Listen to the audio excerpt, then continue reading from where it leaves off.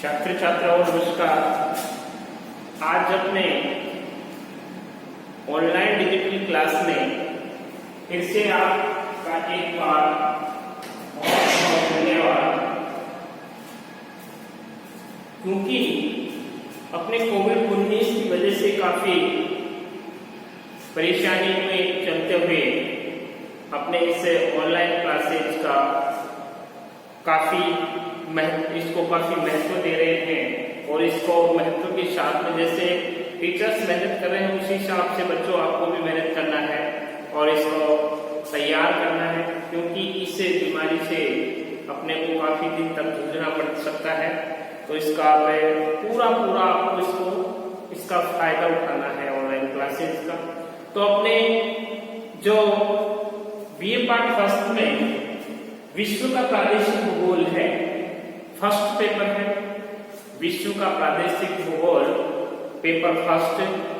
अब इस विश्व के प्रादेशिक भूगोल में अपने यानी खनिज भी पढ़े हैं, काफी अपने इसमें किए हैं, लेकिन अपने जो आज का जो अपना टॉपिक है वो है अफवाह तंत्र, जिसको अपने बोलते हैं डेजर्ट सिस्टम ऑफ एशिया, यानी एशिया महाद्वीप का अफवाह तंत्र।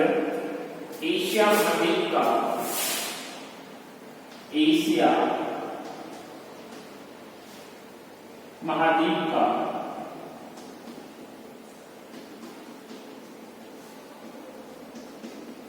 अफवाह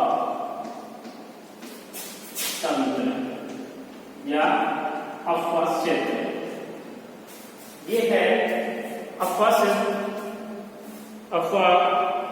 क्षेत्र। तो इस अफवाह क्षेत्र में अपने सबसे पहले ये देखेंगे कि जो एशिया महाद्वीप है, एशिया महाद्वीप में यानी अपने भारत में भी काफी नदियां बहती हैं, लेकिन अब जो महाद्वीप है एशिया महाद्वीप में, तो इस एशिया महाद्वीप में कितनी नदियां बहती हैं और उसका भाव क्षेत्र क्या है और उसमें कौन कौन से उपजाऊ क्षेत्र बने हुए, उसको आज अपने इसमें देखना है। तो एशिया महाद्वीप की जो प्रमुख नदियां हैं, ये एशिया महाद्वीप की प्रमुख नदियां जैसे आर्कटिक सागर, प्रशांत महासागर, आर्कटिक महासागर, आर्कटिक महासागर, प्रशांत महासागर, प्रशांत महासागर व हिंद महासागर। हिंद महासागर, ये हिंद महासागर में अपना जल गिराती है, यानी जो एशिया महाद्वीप की नदियां हैं, ये आर्कटिक महासागर, प्रशांत महासागर, हिंद महासागर आदि में अपना जल गिराती है, अपना जल गिराती है। तो इसमें मुख्य रूप से एशिया महाद्वीप की कुछ नदियां समुद्र तक अपना पानी नहीं पहुंच पाती और अपने आंतरिक भाग में क्या हो जाती है, विलीन हो जाती है। यानी एशिया महाद्वीप में ऐसी भी नदियां हैं जो अपना जल समुद्र तक नहीं ले जाती तथा वह रास्ते में क्या हो जाती है, विलीन हो जाती है, समाप्त हो जाती है, जिसे मुख्य रूप से आंतरिक प्रवाह की नदियां भी कहते हैं या आंतरिक प्रवाह की नदियां भी उनको कहा जाता है। एशिया जैसे विशाल महाद्वीप के लिए बहुत अधिक महत्व है, यानी एशिया महाद्वीप के लिए बहुत महत्वपूर्ण स्थान है। संसार की 12 सबसे बड़ी नदियों में से, यानी संसार की 12 बड़ी नदियों में से 7 नदियां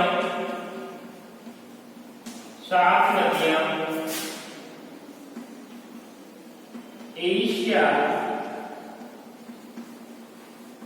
महाद्वीप में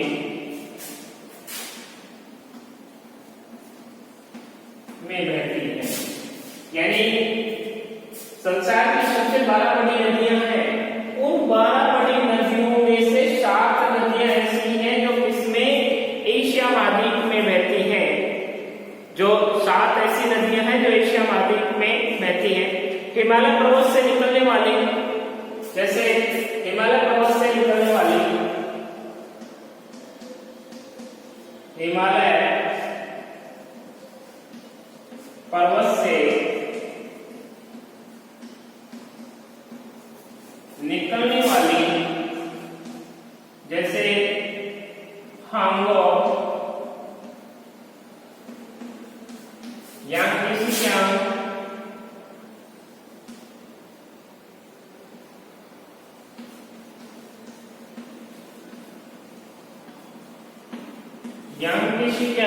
हांगो हो गई, यांगत्से हो गई, गंगा ब्रह्मपुत्र, गंगा ब्रह्मपुत्र, हिमालय पर्वत से निकलने वाली मुख्य नदी जैसे हांगो है, यांगत्से है, गंगा है, ब्रह्मपुत्र है, आदि नदियां नवीन नदियां हैं। इनको क्या कहा जाता है? नवीन नदियां, नई नदियां, ये आदि, ये नवीन नदियां हैं, नवीन नदियां हैं जो अपना प्रभाव क्षेत्र को एशिया महाद्वीप को क्या करते हैं? लाभान्वित करती हैं। अब इसके बाद में एशिया को अफवाह की दृष्टि से, यानी एशिया जो महाद्वीप है इसको अफवाह की दृष्टि से मुख्य 5 भागों में बांटा जाता है। यानी एशिया महाद्वीप को अफवाह प्रणाली की दृष्टि से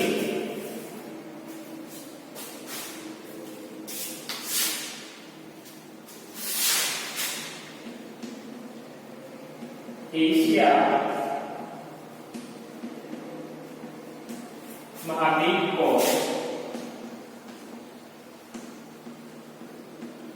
अफवाह प्रणाली की दृष्टि से, अफवाह प्रणाली की दृष्टि से 5 भागों में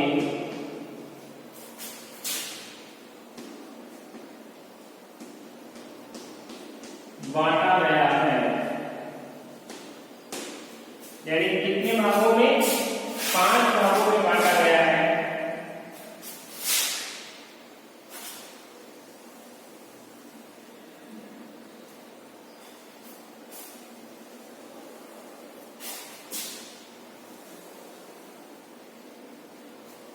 ये 5 भाग इस प्रकार से हैं। 1, 2, 3,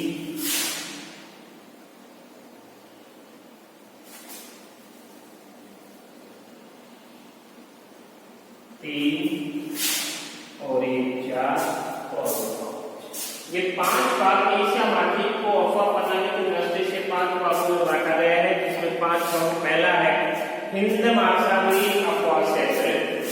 फर्स्ट है हिंद महासागरीय, हिंद महासागरीय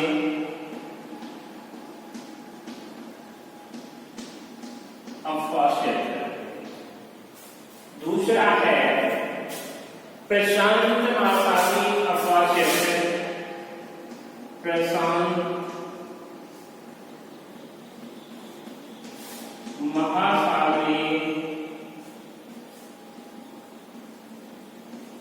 अफवाह क्षेत्र।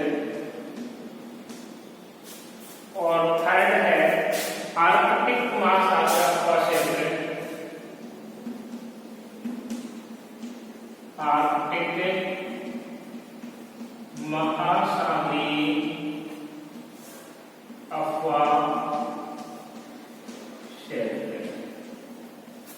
और चौथा है वो है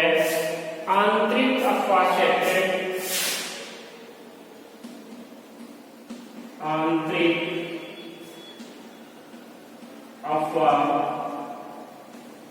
क्षेत्र, और पांचवा है भूमध्य सागरीय अफवा क्षेत्र, भूमध्य सागरीय अफवा क्षेत्र। ये 5 भाग हुए, यानी पहला हो गया हिंद महासागर, दूसरा हो गया प्रशांत महासागर, और तीसरा हो गया आर्कटिक महासागर, और चौथा हो गया आंतरिक अफवा क्षेत्र, और पांचवा हो गया भूमध्य सागरीय अफवा क्षेत्र। ये 5 भाग है एशिया महाद्वीप के। अब इस एशिया महाद्वीप के 5 भागों में जिससे अपनी चर्चा करते हैं हिंद महासागर। यह अफवा क्षेत्र पश्चिम में दजला और फरात नदियां हैं। यह अफवा क्षेत्र पश्चिमी दजला फरात नदियों के यह अफवा क्षेत्र पश्चिम में दजला व फरात, दजला व फरात नदियों के उद्गम स्थल से, नदियों के उद्गम स्थल से, नदियों के उद्गम स्थल से पूर्व में मलेशिया तक फैला हुआ है, पूर्व में मलेशिया तक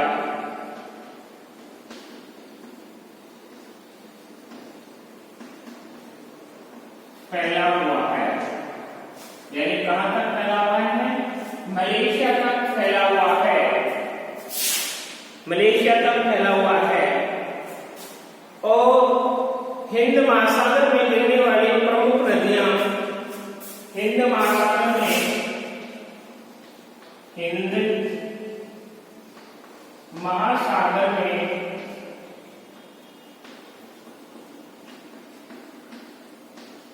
गिरने वाली प्रमुख नदियां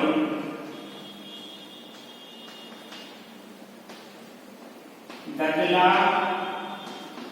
फरात, कांगो, यांगत्से,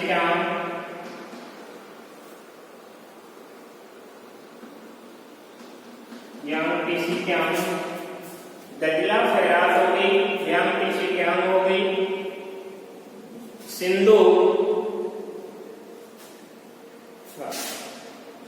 सिंधु गंगा कावेरी, सिंधु गंगा कावेरी, कावेरी, ब्रह्मपुत्र, ब्रह्मपुत्र और ब्रह्मपुत्र, गोदावरी, नर्मदा, इरावती, गोदावरी, नर्मदा,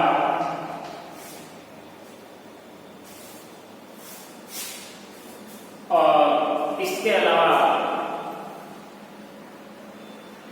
इरावती, ताप्ती, इरावती, ताप्ती,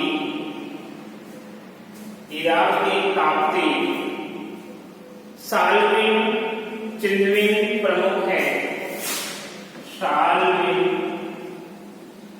चिंदविन,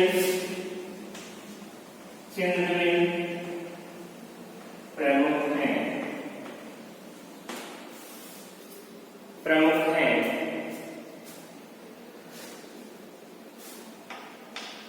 सिंधु, गंगा और ब्रह्मपुत्र जो इस क्षेत्र की प्रमुख नदियां हैं, सिंधु,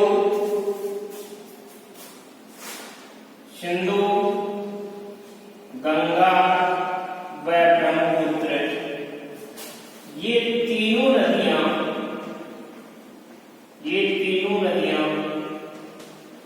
इस क्षेत्र की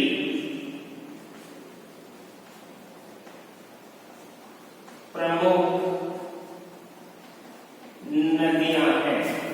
यानी हिंद महासागर अथवा क्षेत्र, यह अथवा क्षेत्र पश्चिम में दजला व बराक नदियों के उद्गम स्थल से पूर्व में मलेशिया तक फैला हुआ है। हिंद महासागर में गिरने वाली जो प्रमुख नदियां हैं उनमें दजला है, बराक है, हांगो है, यानी क्या है, सिंधु, गंगा, कावेरी, ब्रह्मपुत्र, गोदावरी, नर्मदा, यावती, ताप्ती, शारलूल, चिंतविन प्रमुख है। अब इनमें से भी जो प्रमुख नदियां हैं वो है, यानी सिंधु है, गंगा है और ब्रह्मपुत्र किसकी इस हिंद महासागर की अफवाह क्षेत्र की प्रमुख नदियां मानी जाती है। अब दूसरा है प्रशांतीय महासागरीय अफवाह क्षेत्र। इस अफवाह क्षेत्र में बहने वाली नदियां, इस अफवाह क्षेत्र में बहने वाली नदियां, इस अफवाह क्षेत्र में बहने वाली नदियां,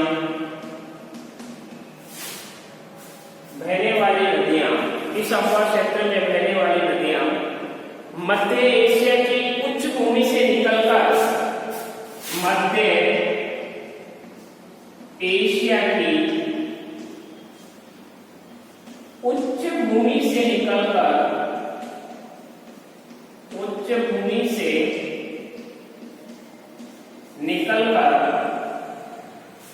यानी अफवाह क्षेत्र में बहने वाली नदियां जो मध्य एशिया की उच्च भूमि से निकलकर प्रशांत महासागर में गिरती हैं। प्रशांत महासागर में गिरती हैं। हांगो के बाद में है हांगो,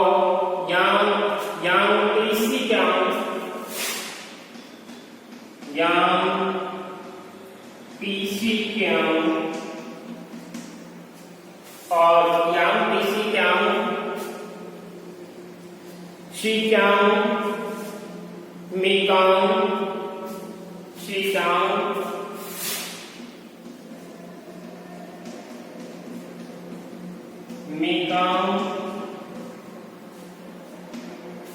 शीक्यांग, मीकांग, मीनाम, रेड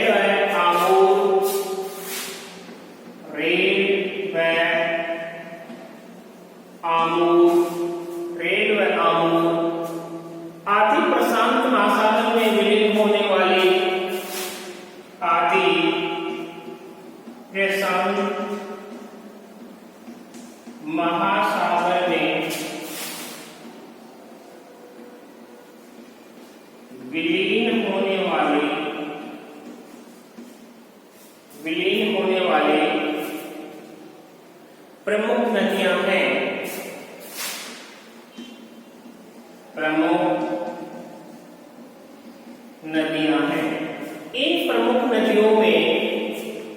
इन नदियों ने उपजाऊ मैदानों का निर्माण किया है। इन नदियों ने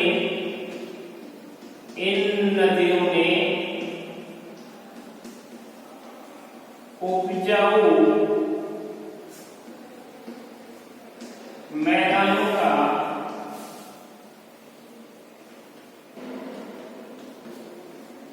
निर्माण किया है। उपजाऊ मैदानों का निर्माण किया है और उपजाऊ मैदानों का निर्माण होने की वजह से ही, जैसे कि चीन का विशाल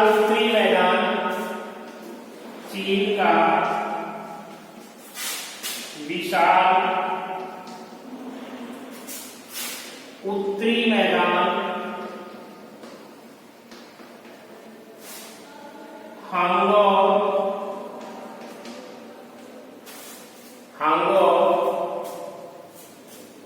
नदी द्वारा निर्मित मिट्टी से बना है। हांगो द्वारा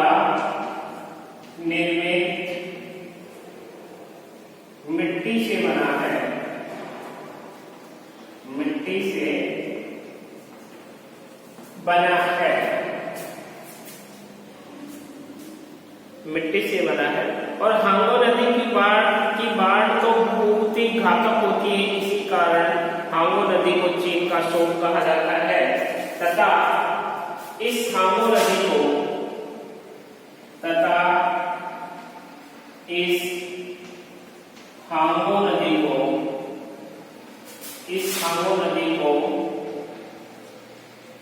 चीन का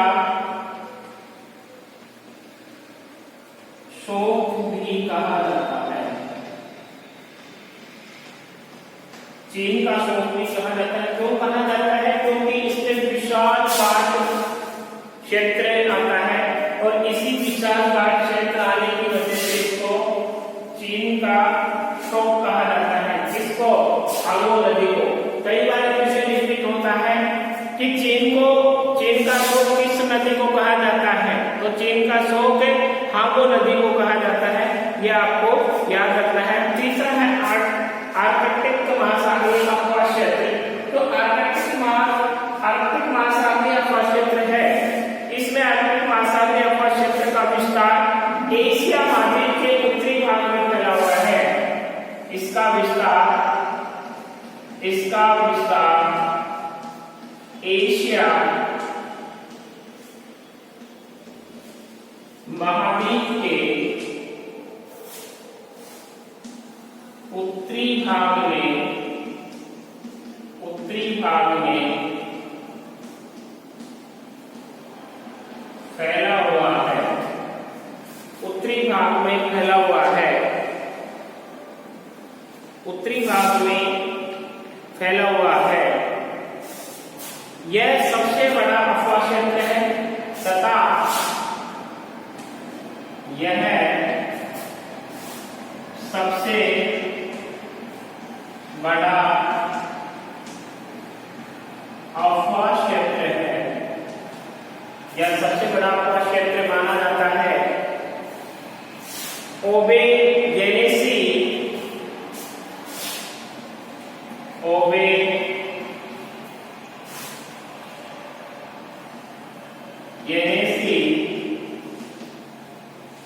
और येनेसी लीना आदि प्रमुख नदियां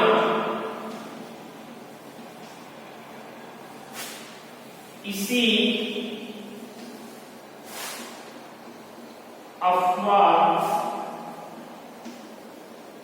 क्षेत्र में गिरती हैं। अफवाह क्षेत्र में गिरती हैं। इसी अफवाह क्षेत्र में गिरती हैं।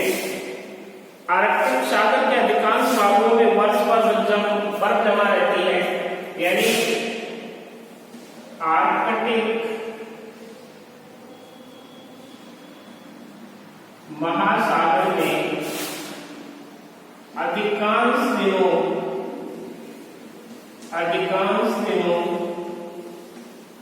में बर्फ जमी रहती है।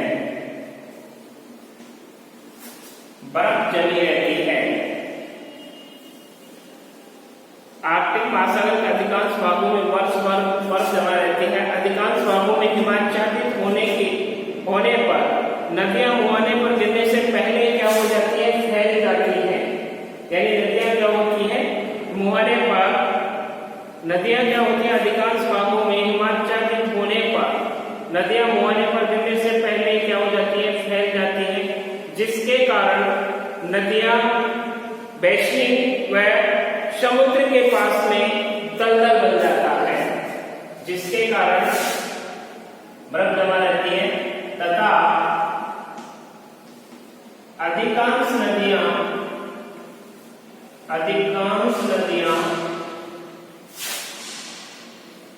समुद्र में गिरने से पहले ही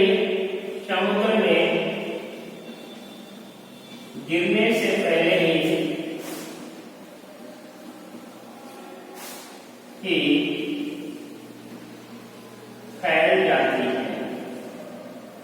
क्या हो जाता है? फैल जाती है।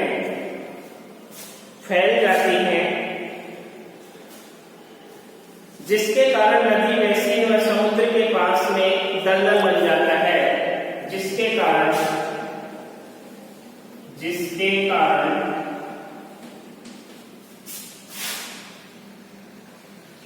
नदी बेसिन में के आसपास दलदल बन जाता है, दलदल बन जाता है।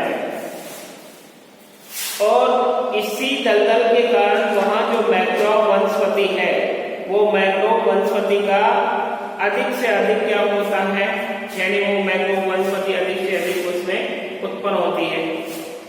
पांचवा है आंतरिक कप्पा क्षेत्र।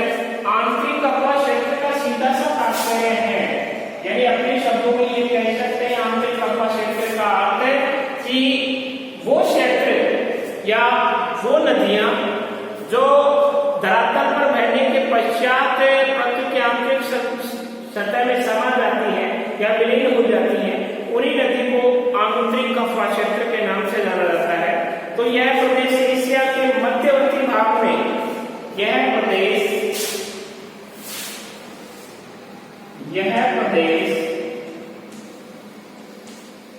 एशिया के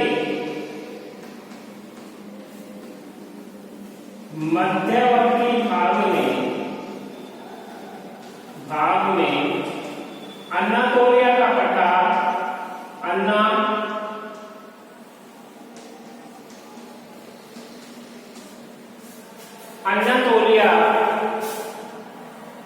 अनातोलिया से पूर्व में मंचूरिया तक, अनातोलिया से पूर्व में मंचूरिया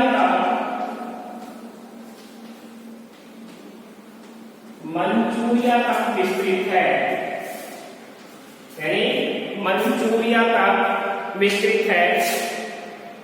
आबू दरिया, सरदरिया, आबू दरिया, सरदरिया यहाँ की प्रमुख नदियां हैं,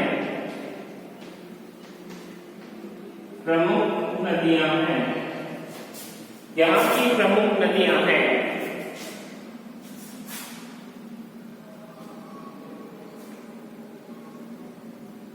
और ये दोनों नदियां अरल सागर में मिलती हैं। ये दोनों नदियां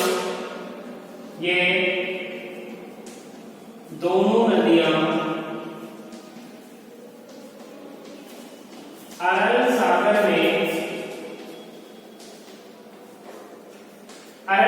में गिरती हैं, अरल सागर में गिरती हैं। इली चू खोतान,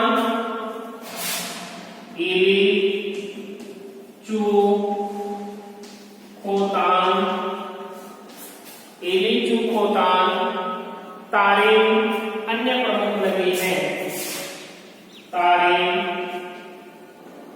अन्य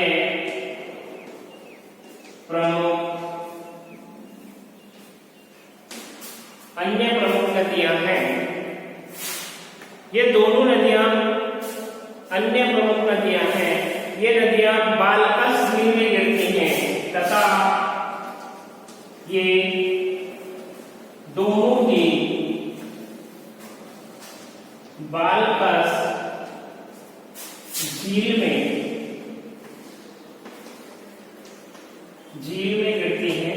अभी बालकस झील में गिरने के कारण, इस बालकस झील में एक मुख्य कारण यह है कि ये धरातल से बहने के पश्चात, यानी इसके जो खनिज लवण है,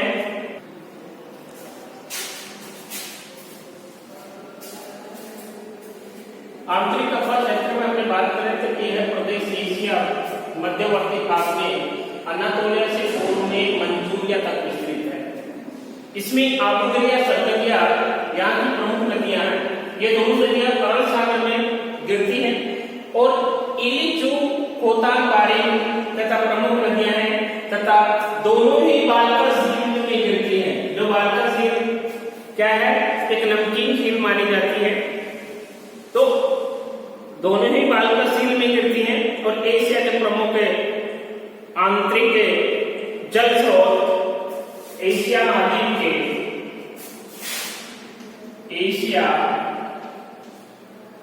महाद्वीप के आंतरिक जल स्रोत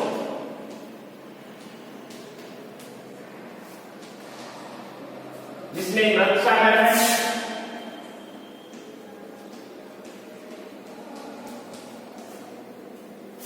ये मृत सागर के बाद में है कैस्पियन सागर,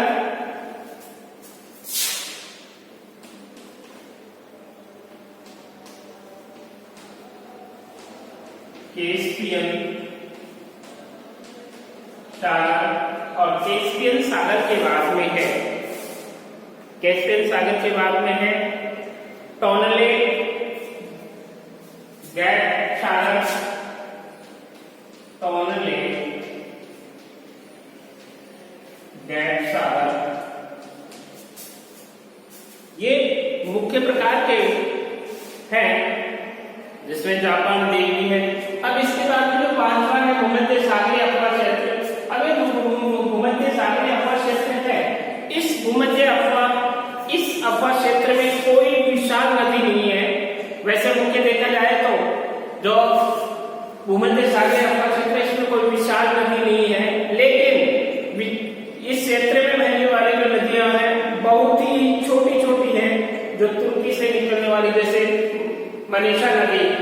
अब इसमें जो भूमध्य सागरीय क्षेत्र है इससे क्या कम वायुदाब का क्षेत्र बनता है, कम वायुदाब का क्षेत्र बनके जो चक्रवात बनता है, भूमध्य सागर से जो चक्रवात बनता है जो अपने भारत में सर्दी में वर्षा करता है, जिसको अपने क्या बोलते हैं माउंट के नाम से कहा जाता है।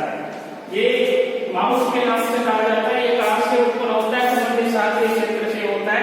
तो इस प्रकार से अपने एशिया महाद्वीप को अफवा प्रणाली की दृष्टि से 5 भागों में बांटा गया। इस 5 भागों में मुख्य जो हिंद महासागर है, प्रशांत महासागर है, अटलांटिक महासागर है, आंतरिक अफवा क्षेत्र है और भूमध्य सागरीय क्षेत्र है। इसके बारे में पांचों में अलग अलग प्रकार की ये पाई जाती है और इससे अपना ये आज का जो टॉपिक है एशिया महाद्वीप का जो सिस्टम ये कंप्लीट